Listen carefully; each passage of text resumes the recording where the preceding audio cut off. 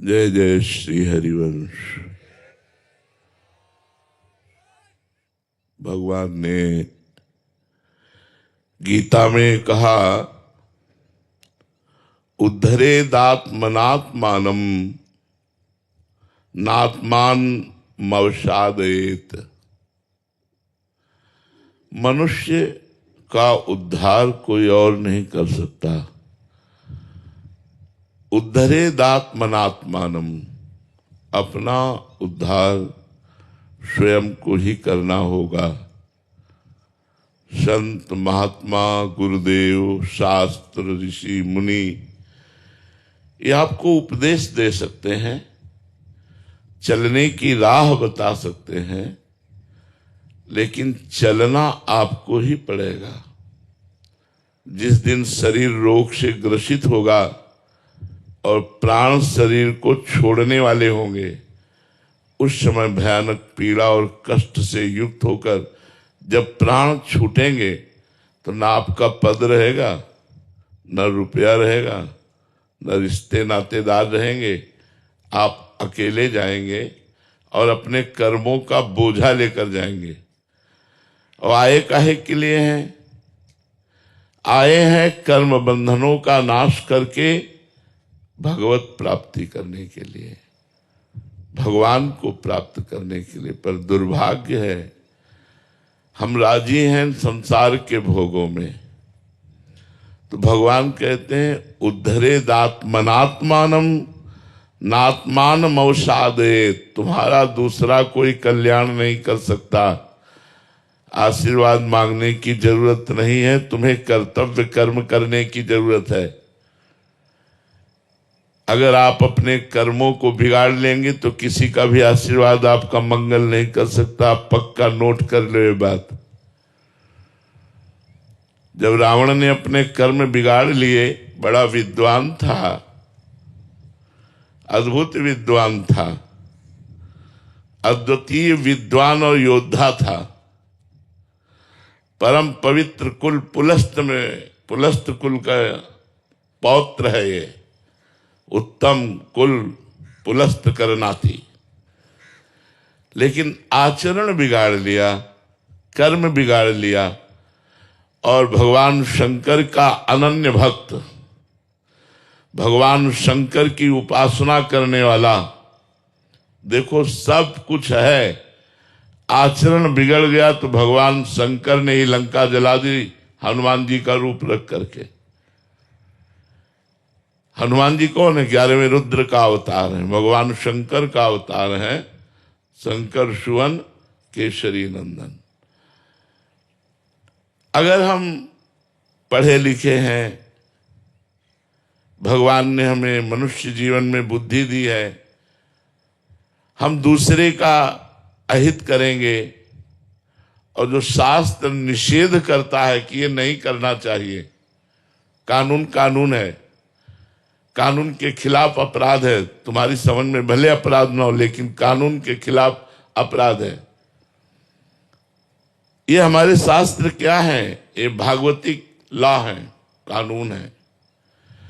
अगर इनके विरुद्ध चलोगे तो पाप कर्म बनेगा, और पाप कर्म का फल होता है दुख, अशांति, चिंता, शोक, भय, मृत्यु और नीच योनियों में जाना।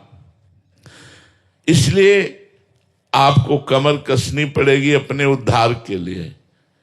अगर इस जन्म में उद्धार ने, माना आप इस समय बहुत बड़े पद में बैठे हैं, लेकिन अगली योनि हो सकती है सुअर कुत्ता की मिले, हो सकता है भूत प्रेत बनना पड़े, क्योंकि भजन है नहीं, भगवान के प्रति समर्पण है नहीं। खूब मनमानी रुपया इकट्ठा किया, मनमानी भोग भोगे, मनमानी आचरण किए, तो इनका परिणाम भी तो मिलेगा। और इनका जब परिणाम मिलेगा तो भोगना बहुत कठिन होता है। एक कह देना बात सहज होती है, अरे यार हम देख लेंगे बाद में, नहीं देख पाओगे। ऐसे भयानक भयानक पीड़ा और कष्ट है कि केवल स्वयं को भोगना होता है, दूसरा कोई नहीं जानता। ये पक्की बात है कि कलयुग में मन मलिनता की तरफ भागता है। इसे शास्त्र की बातें अच्छी नहीं लगती, संतों की बातें अच्छी नहीं लगती। ये बुरी बातों को करने में बड़ा खुश रहता है। मन जो है बुरी बातों को, शराब पीना, मांस खाना, पराई स्त्री से व्यभिचार करना, घूस लेना, दूसरों को सताना, बहुत तरह से गंदी बातों में, अपराध में ये खुश रहना चाहता है। यद्यपि खुशी अपराध में नहीं है, खुशी तो सत्य मार्ग में चलकर दूसरों को सुख पहुंचाने में है। ऐसा क्यों है? क्योंकि हमारा मन मलिन हो गया है। अब इस मलिन मन को पवित्र करने के लिए कलयुग में दूसरा साधन नहीं है। जैसे आप यमुना जी को देख रहे हैं, कितनी श्रद्धा है आपकी यमुना जी पर। आप स्नान करोगे तो आपकी श्रद्धा के अनुसार फल मिलेगा। गंगा जी, यमुना जी जो पवित्र हमारे पापों का नाश करने वाली हैं, उनमें ऐसे सीवर नालियां बड़ी बड़ी डाल दी गई हैं कि ये पवित्र तीर्थ हमारे आज कलयुग का ऐसा प्रभाव। यहाँ यहीं से बैठने को देखने में जूता चप्पल धोना, ऐसे ये वो सब बहता जा रहा है। मतलब वो बड़े बड़े नाले, लेकिन गंगा जी तो गंगा जी हैं, यमुना जी तो यमुना जी हैं, पर हमारी कलयुगी श्रद्धा इन पर नहीं बन पाएगी। गया उद्धार का क्षेत्र जो हमारे लिए गंगा यमुना परम पावन, यज्ञ, पवित्र घी मिलना, पवित्र मंत्र वेत्ता ब्राह्मण मिलना, पवित्रता का पूरा यज्ञ का सांगोपांग निर्वाह होना बड़ा कठिन है, बड़ा कठिन है। थोड़ी सी त्रुटि हो जाए तो यज्ञ का फल नहीं मिलेगा। थोड़ी सी मंत्र में त्रुटि हो जाए तो यज्ञ का फल नहीं मिलेगा। ऐसे मंत्रवेत्ता, ऐसे शुद्ध पदार्थ सब। यज्ञ गया, तपस्या, सर्दी आई तो हीटर और गीजर, गर्मी आई तो कूलर और एसी और फ्रिज और दुनिया, ये तपस्या भी गई। कौन तपस्वी है कि गर्मी को बर्दाश्त करके, सर्दी को बर्दाश्त करके, भूख प्यास को बर्दाश्त करके और फिर तपस्या कर रहा हो। तपस्या भी, योग भी। यहां हमारी दुर्दशा है कि हम बिना भोगों के जी नहीं सकते। आप देखो जरा चिंतन करके, तो योग और भोग दोनों विपरीत हैं। हमारी दृष्टि भोग में है। आप देख लो अंदर से, सुबह जगने से लेकर सोने तक भोग में ही दृष्टि रहती है। अंदर से देखो, ये खाना है, पीना है, देखना है, सुनना, ये भोगना, ये छूना, ये संग्रह करना। ये कभी ये चिंतन आता है यहां से जाना है?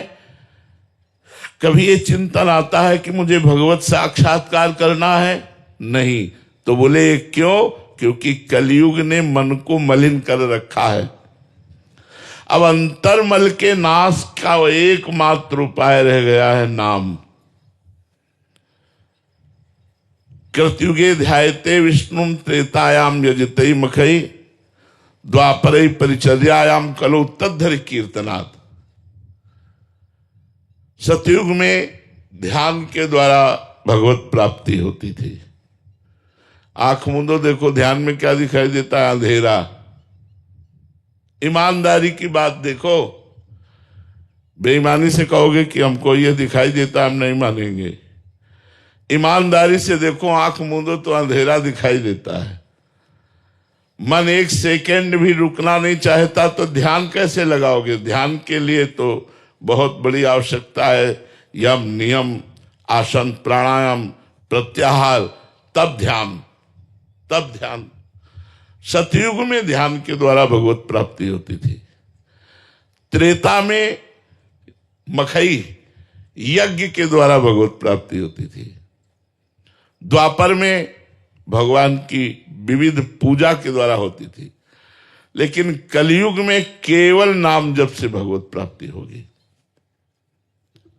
कलयुग बहुत बड़ा मलिन युग है और बहुत बड़ा मंगलमय युग है।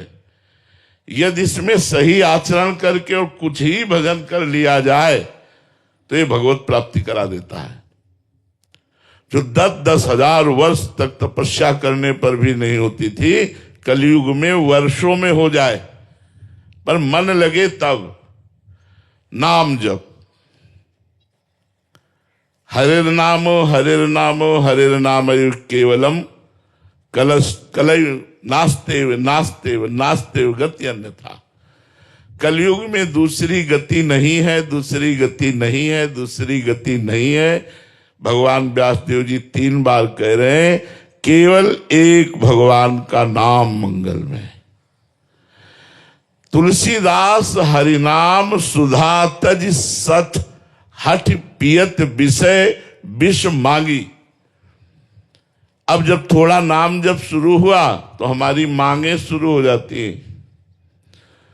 तुलसीदास जी कहते हैं, भगवान नाम रूपी अमृत का त्याग करके, बेच करके ये विषय विष मांग रहा है। भगवान हमको ये दे दो, भगवान हमको ये दे। अरे भगवान का नाम जब करो कि भगवान आपके नाम से प्रेम हो जाए, आपसे प्रेम हो जाए, संसार से हमारा उद्धार हो जाए। ये जितने भी भोग आप भोग रहे हैं, कोई ऐसा भोग बताओ जो आज तक आपको सुखी कर पाया हो।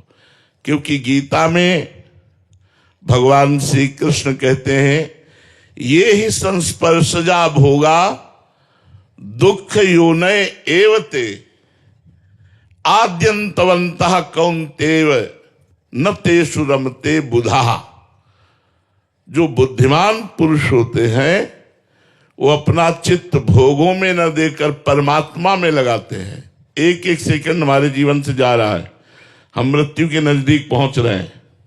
कौन सी घटना हमारे प्राण ले ले हमें पता नहीं। हमारे पास नाम रूपी धन है नहीं। कबीरा सब जग निर्धना धनवंता नहीं कोई, धनवंता सोई जानिए जाके राम नाम धन होए। नाम रूपी धन कमाया नहीं, अब तुम्हारी दुर्दशा को कौन बचाएगा। इसलिए ये ही संस्पर्शजा भोगा दुख योनय एवते। जितने भी भोग हैं इनका परिणाम दुख मिलेगा। आद्यंतवंता, ये प्रारंभ में भी और अंत में भी दुखमय ही है। न तेषु रमते बुधा। इसलिए जितने से शरीर यात्रा हो जाए उतने विषयों का भोग करो। पवित्र भोजन पाओ, पवित्र जल पियो, पवित्र वस्त्र धारण करो, पवित्र विचारवान बनो, दूसरों का कल्याण हो, अपना कल्याण हो, दूसरे सुखी रहें, हम सुखी रहें, हमारी समाज, हमारा राष्ट्र समृद्ध और सुखवान बने, ऐसे हमारे विचार हों। तो इंद्रियों के द्वारा प्राप्त होने वाले भोगों में ही सुख खोजने वाला मूढ़ पुरुष होता है। बुद्धिमान पुरुष कभी भोगों में रमता नहीं, आवश्यकता के अनुसार उनको स्वीकार करके सत्य मार्ग का अनुसरण करता है, भजन करता है। जो भी कर्म करता है वो बहुत सोच समझ के कर्म करता है। छोटे से भी कर्म का आपको फल मिलेगा। एक महात्मा मांडव्य ऋषि 8 वर्ष के बच्चा थे, तो खेल रहे थे। खेल खेल में उन्होंने तितली पकड़ी और उसकी गुदा में बबूल का कांटा डाल के छोड़ दिया।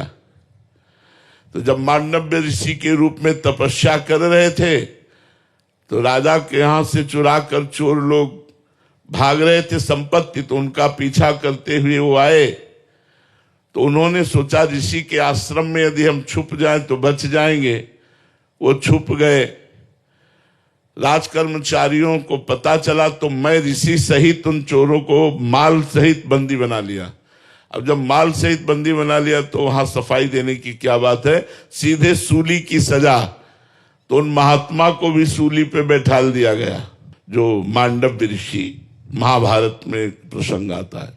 अब जो ही सूली उनके गुदा द्वार में घुसी तो ध्यान भंग हुआ और पद्मासन लगाकर सूली पर बैठ गए। तेजस्वी महात्मा थे।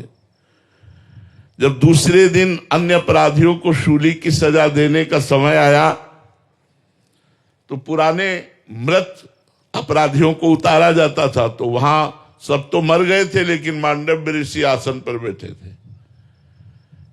कांप गए, राजा सहित सब आकर चरणों में गिरे। मांडव्य ऋषि ने कहा, शूली हटा दो, हम तुम्हें दंड नहीं देंगे, हम यमराज को दंड देंगे जाके। उन्होंने, मुझे याद है जीवन में कोई पाप नहीं किया, फिर भी दंड क्यों दिया? शूली हटाई गई, हटी नहीं, काटी गई, तो उन्हें अणिमांडव्य ऋषि कहा गया। वो यमराज के पास गए और उन्होंने कहा, ये सूली मेरे क्यों घुसी, क्यों, कौन सा अपराध, मैं तो बचपन से तपस्या कर रहा हूं। तो उन्होंने दिखाया कि 8 वर्ष की अवस्था में आपने तितली की गुदा में बबूल का कांटा छोड़ दिया, उसके फलस्वरूप आज आपको सूली की सजा भोगनी पड़ी। आप समझ रहे हैं, छोटे से भी कर्म का कितना बड़ा दंड मिलता है। यहां भी देख लो, अपराध होता है 5 मिनट 10 मिनट और सजा होती है 20 साल, आजीवन, आजीवन कारावास या मौत की सजा, फांसी। इसलिए बुद्धिमान बनो, भोगों की तरफ आकर्षित होकर नशा कर गंदे आचरण करके अपने जीवन को बर्बाद मत करो। बड़ा कीमती और देवताओं के लिए भी दुर्लभ ये मनुष्य देह है। भगवान ने संसार को दुखालयम कहा, यहां कभी कोई सुखी होकर गया ही नहीं। तो इसी से बचने के लिए तो सत्संग है, इसी से बचने के लिए तो भगवान नाम जप है कि मृत्यु से सब कोई डरा, मेरो मन आनंद, कब मरी हो कब भेटी हो पूरन परमानंद। आप कुछ भी कर लो, डर, चिंता, शोक, निगेटिव विचार, इनसे आप नहीं बच सकते जब तक आप नाम जप नहीं करोगे, पवित्र भोजन नहीं पाओगे, अच्छे आचरण नहीं करोगे। जगत में द्रोह पैदा करके यहां से जो जाएगा उसे यहां अवश्य जन्म लेना पड़ेगा और द्रोह का हिसाब देना पड़ेगा। छल कपट द्रोह करके धन कमा करके आप सुखी नहीं हो सकते। 2 मित्र थे, दोनों बंबई धन कमाने के लिए गए। छोटा मोटा ऐसे ही कार्य करते करते थोड़ा धन हुआ, फिर दुकान खोली, फिर और धन। एक समय आया, दोनों ने मिलकर एक होटल खोला। बहुत पैसा एकत्रित होने लगा होटल से। एक के मन में दूसरे के प्रति द्रोह पैदा हो गया कि इसको अगर मार डाला जाए तो पूरे होटल के मालिक हम हो जाएंगे। मारने में क्या लगता है, भोजन में पेय पदार्थ में जहर मिला के दे दिया, वो मर गया। अब तो अकेले मालिक। जब गांव लौट करके आए तो गांव वालों ने पूछा, वो तुम्हारे साथ गया था? बोले बस वो थोड़ी देर ही साथ रहा, इसके बाद वो कहां चला गया मुझे कोई पता नहीं, साफ बच गए। अब गांव में आकर खूब जमीन खरीदी, बढ़िया मकान बनाया। बंबई से तो चल ही रहा था होटल से। कुछ समय बाद ब्याह हुआ। ब्याह होते ही 1 वर्ष बाद लड़का पैदा हुआ। लड़का पैदा, तो खुशी ही खुशी, आनंद ही आनंद छा रहा है। धीरे धीरे लड़का सयाना हुआ, उसे अमेरिका पढ़ने के लिए भेजा। खूब पैसा खर्चा कर, क्योंकि पैसा है।